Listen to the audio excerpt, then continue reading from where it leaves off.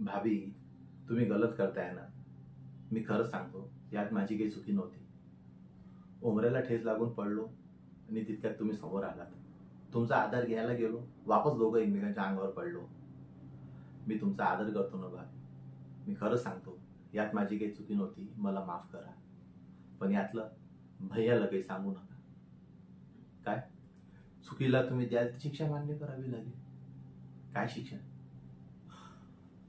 असंच तुमच्या अंगावर नेहमी पडून राहायचं? नाही नाही, हे पाप करायला मला देऊ नका. हवं तर मला दुसरी काही शिक्षा द्या.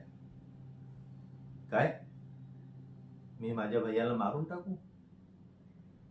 त्यात काही दम नाही? हो, वाहती आहे गंगा, हात धुवून घेऊ? नाही नाही, अशी रुपेरी बेडी माझ्या गळ्यात अडकवून मला बदमाश करू नका. भावी, बापानंतर भैयाने मला कष्टाने झगडत लहानाचं मोठं केलंय. हे पाप माझ्या हातून होणार नाही. मी त्याला मारू शकत नाही. मला माफ करा.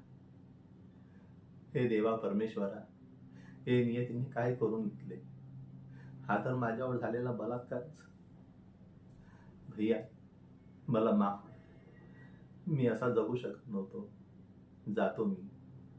मला मोक्ष मिळावा म्हणून मी या जगाचा निरोप घेतोय.